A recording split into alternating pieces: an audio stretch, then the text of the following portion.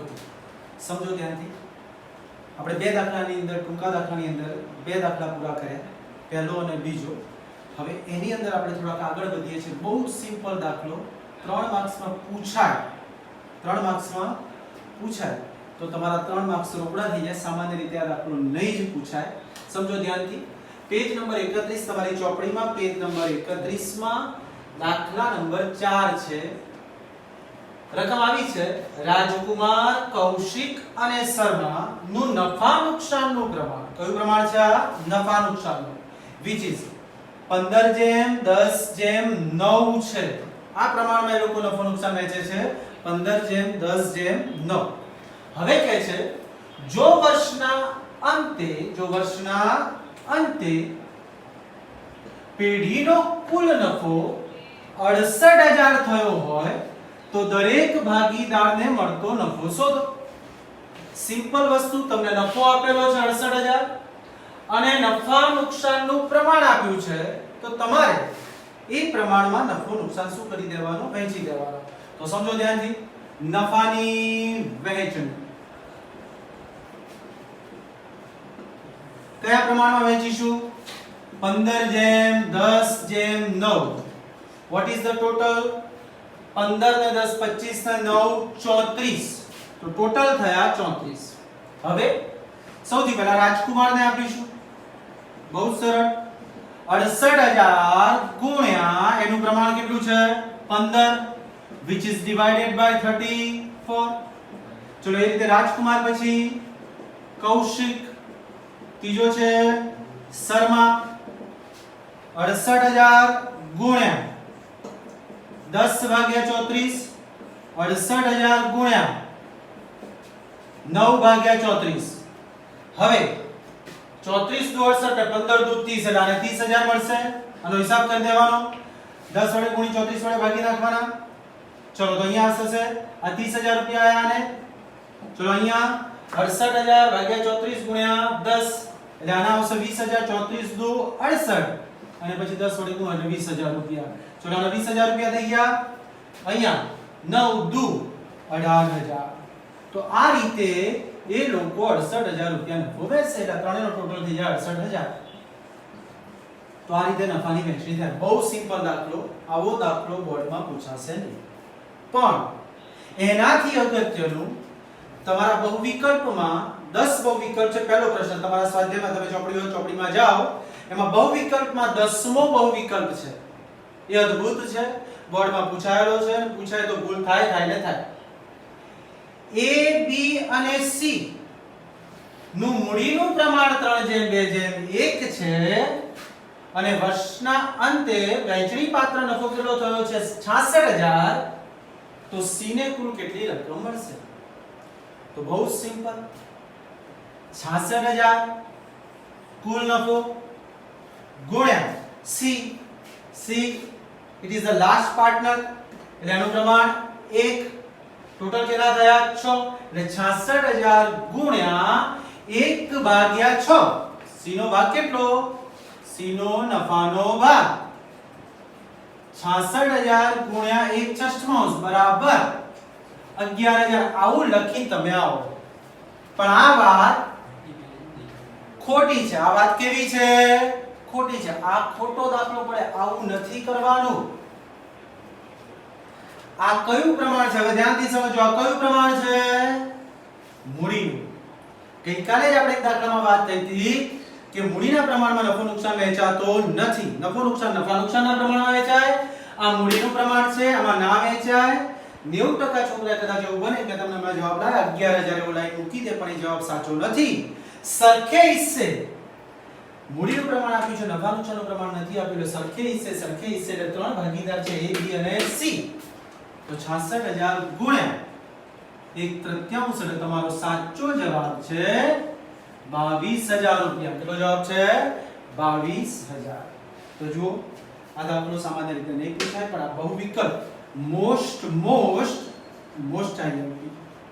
અને આજે આપણે ત્રીજો દાખલો પણ ભણવાનો છે. ધ્યાનથી સમજીએ. આ બે થયા. હવે 10મો દાખલો એટલે દાખલા નંબર 3 નો 10મો, પેજ નંબર 31. તમારી પાસે ચોપડી હોય તો ત્યાં જતા રહો. શું કહે છે? રઘુવીરની આખરની મૂડી 80,000 છે, જેમાં ચાલુ વર્ષના ઉપાડના 12,500 અને નફાના 17,800 ની અસર આપેલ છે. આ જે આખરની મૂડી છે એમાં અસર આપેલ છે, નફાની પણ અસર આપેલી છે અને ઉપાડની પણ અસર આપેલી છે. ચલો તો પછી શું કહે છે? તો શરૂની મૂડી પર જો સ્પષ્ટ કીધું જ છે, તમારે વિચારવાનું નથી. કદાચ એને એવું કીધું હોય કે વાર્ષિક મૂડી પર વ્યાજ ગણો 6% તો પ્રશ્ન થાય અને કઈ મૂડી પર કીધું છે? શરૂની. ધ્યાનથી સમજજો, આ કઈ મૂડી છે? આખરની. આખરની મૂડી પર વ્યાજ ના નીકળે, મૂડી પર વ્યાજ શરૂની મૂડી પર નીકળે. તમે મોટા દાખલા ગણ્યા હતા, એની અંદર શરૂની મૂડી બાકી આગળ આવે લખતા હતા, એની પર વ્યાજ કાઢતા હતા, બાકી આગળ આવે એટલે શરૂની મૂડી. તો અહીં શરૂની મૂડી શોધવી પડે. તો એ કેવી રીતે શોધાય સમજો ધ્યાનથી. એના માટે ધોરણ 11 માં તમે શીખ્યા, તમે 11 માં વાર્ષિક હિસાબ બનાવતા શીખ્યા. વાર્ષિક હિસાબમાં પાકા સરવૈયામાં મૂડી દેવા બાજુ આવતું. મૂડી દેવા બાજુ સૌથી પહેલા લખતા શરૂની મૂડી. કઈ મૂડી લખતા? શરૂની મૂડી. પછી એમાં લખતા પ્લસ મૂડીમાં વધારો, પ્લસ મૂડી પર વ્યાજ, પ્લસ ચોખ્ખો નફો. એનું ટોટલ કરીને એમાંથી બાદ કરતા ઉપાડ, ઉપાડ પર વ્યાજ અને અહીંયા રકમ બહાર મૂકી દેતા. મેં જરૂરી હતી એટલી જ રકમ લખી. તમે આ જે બહાર મૂકી એને આખરની મૂડી કહેવાય. ધ્યાનથી સમજજો. હવે અહીંયા મુદ્દો આવે છે. તમે શરૂની મૂડી પરથી આખરની મૂડી શોધો છો ત્યારે ચોખ્ખો નફો ઉમેરો છો અને ઉપાડ બાદ કરો છો. આ શરૂની મૂડીમાંથી આખરની મૂડી શોધવા માટે ચોખ્ખો નફો ઉમેર્યો, ઉપાડ બાદ કર્યો. પણ અહીં ઊંધું છે. તમને આપી છે આખરની મૂડી, શોધવાની છે શરૂની મૂડી. તો આખરની મૂડી પરથી શરૂની મૂડી શોધવી હોય તો વિધિ ઊંધી કરવી પડે. વિધિ ઊંધી કરવી પડે એટલે શું? તો આખરની મૂડી શોધતી વખતે ઉપાડ શું કર્યો તો? બાદ. તો હવે શરૂની મૂડી શોધતી વખતે ઉપાડ શું કરવો પડે? પ્લસ. અને ચોખ્ખો નફો શું કર્યો તો આખરની મૂડી શોધતી વખતે પ્લસ. તો તમારે શોધવી છે શરૂની મૂડી, તો હવે શું કરવું પડે? બાદ. એટલે જે કરતા હતા એનાથી ઊંધું કરવું પડે. એટલે આખરની મૂડીમાં ઉપાડ પ્લસ થશે, ચોખ્ખો નફો બાદ થશે અને તમને શરૂની મૂડી મળશે. અને એના પછી તમારે 6% કાઢવાના. તો ધ્યાનથી સમજો. પહેલા હું શરૂની મૂડી શોધીશ. તો પહેલા આખરની મૂડી. ચલો આખરની મૂડી કેટલી આપેલી છે? તો 80,000 રૂપિયા. ચલો એમાં ઉપાડ, ઉપાડ તમે બાદ કર્યો તો જ્યારે આખરની મૂડી શોધતા હતા ત્યારે, તો અહીં શું કરવાનો? પ્લસ. ચલો પ્લસ ઉપાડ.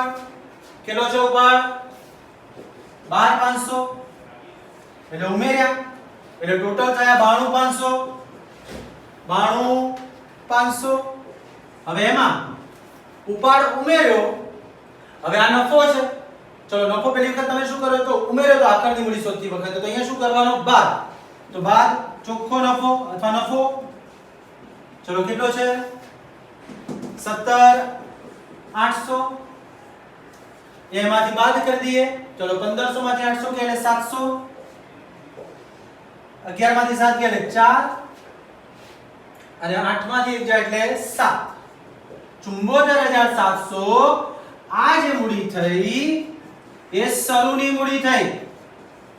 હવે મૂડી પર વ્યાજ. ચલો મૂડી પર વ્યાજ 74,700 ના કેટલા ટકા? 6%. એટલે 6 ભાગ્યા 100. 747 ગુણ્યા કેટલા કરવાના? 6. એટલે 750 ગુણ્યા તમે 6 કરો એટલે 4500 થયા. એમાંથી 6 તરી 18 કેલ્સીમાં તમે કરી લેજો. 747 ગુણ્યા 6. 747 ગુણ્યા 6 એટલે 4482. 4,482 રૂપિયા મૂડી પર વ્યાજ. તો ફરીથી બહુ સિમ્પલ વાત. તમારે આખરની મૂડી પરથી શરૂની મૂડી શોધવી છે. તો આખરની મૂડીમાં ઉપાડના 12,500 શું કરવાના? પ્લસ. જે ઉપાડ બાદ કર્યો તો એ પ્લસ કરવાનો અને ચોખ્ખો નફો પ્લસ કર્યો તો 17,800 શું કરવાનો? માઈનસ. જે આવે શરૂની મૂડી એના ટકા કાઢી દેવાના. તો આવું એક ઉદાહરણ છે તમારી ચોપડીમાં, એ તમારે ગણવાનું છે. ઉદાહરણ પેજ નંબર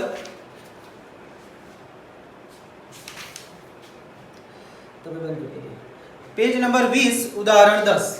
पेज नंबर 20 उदाहरण 10 ये शुरू करो।